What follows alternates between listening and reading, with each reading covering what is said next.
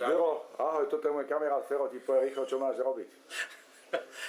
Zdravím vás, rád by som vám predstavil tento najnovší spevácky monitor od TC Electronicu. Je to 150W zosilňovač, ktorý si veľmi jednoduchým spôsobom pripevníte na statív. Takýmto bajonetovým spôsobom zacvaknete a drží. Zariadenie má dva kombo vstupy, to znamená XLR-ový alebo jackový, dva výstupy a je tu ešte jeden vstup pre malý stereo jack. Spredu môžeme vidieť tri vstupy, čiže kanál 1 ako konektor 1, kanál 2 pre konektor 2 a auxový vstup, to je ten malý stereo jack.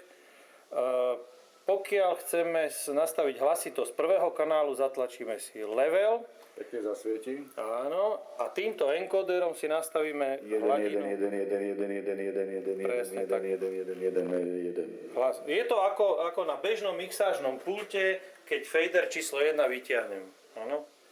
Takže potom ideme na kanál číslo 2, pokiaľ je tam pripojený kábel, tak vlastne svieti silnejšie táto strana lediek. A takisto nastavíme hlasitosť tohoto kanálu. Tuto to nevidí, proste skúste vyťahnuť ten jack, že zhasnutie. Aha, jasné. Čiže nevadí, XLR vyťahneme a zhasli, sú také šedé. Teraz pripojíme. Proste čo máš pripojené, to ti svieti, víš, tak to... A teraz je to jasnejšie. To bol kondikový mikrofón. Dobre, čiže máme tu hlasitosť, čiže level tej šable. Potom tu máme tzv. Tón, vokál tón, je to tzv. Alebo teda automatický equalizer, kompresor, DSR a to je asi všetko. Potom vieme manuálne nastavať equalizer, to znamená výšky a encoderom si pridáme nastavené výšky, stredy, basy. To ste na teda teraz jeden. To som už prehnal samozrejme. No, takže to zhruba vrátime naspäť, aby nám to nepisklo. Nepiskne. Dobre. A čo je zaujímavé teraz, na týchto dvoch kanáloch, jednotka a dvojka, máme ešte k dispozícii reverb. To znamená, že keď si chceme nastaviť reverb na šablu číslo 1, zatlačíme v level a zase encoderom pridáme množstvo...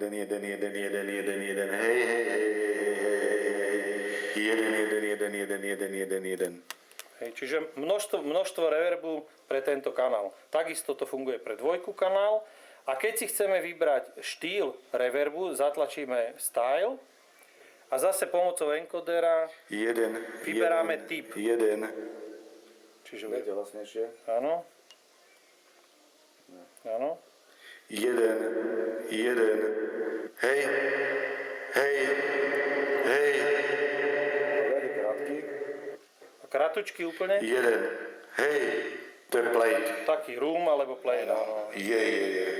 To sme prejali, samozrejme, dajte to menej ten... Dobre, takže ako hlasitosti reverbu menej. Hej. Čiže toto je celkový master pre hlasitosť všetkých troch kanálov. Zariadenie má aj fantomové napájanie, to znamená... Čiže kondikový mikrofón tam môžeš dávať. Čiže kondenzátorový mikrofón. Tu je taký vypínač, že fantom dole. Tá, presne tak. A to je všetko. Dobre, ešte to nie je všetko, pretože tu môžu robiť tú vec, že vlastne cez toto prestúčkuje vlastný mikrofón a tie efekty mu idú do PAčkového aparátu. Takto.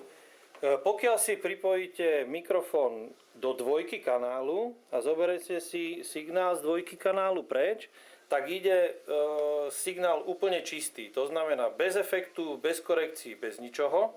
Ani keď krútim gombičkami, nič neovplyvňuje. To znamená, pošlem ho do mixážneho pultu a zvukár si spraví vlastný zvuk. Pokiaľ si dám mikrofón do jedničky a zoberiem si to zase z jedničkového výstupu. Pardon, tu je dole nejaký prepínač ešte.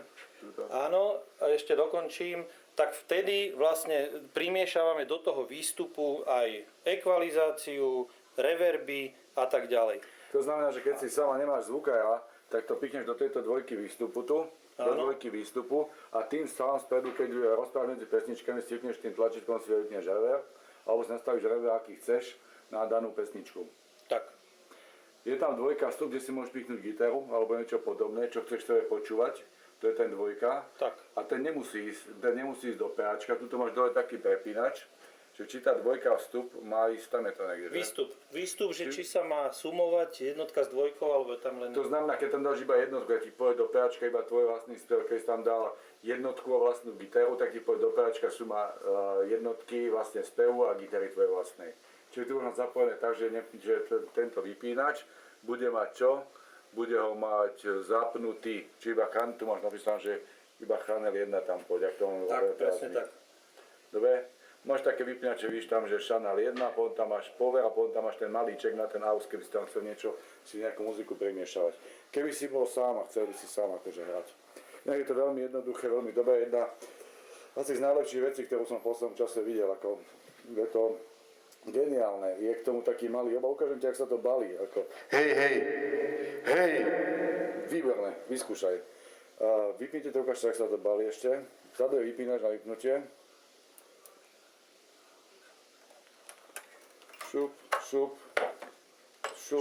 Šup, tam má to taký case, víš, to sa tak odcvakne z toho stojanu. Šup, má to taký case, tuto to fikneš do toho caseu, výborne zatvoríš, hodíš tomu napájačku, ktorá je na zemi. A rovno to aj zbalíme. Keď ma to dá rozbaviť pre teba už.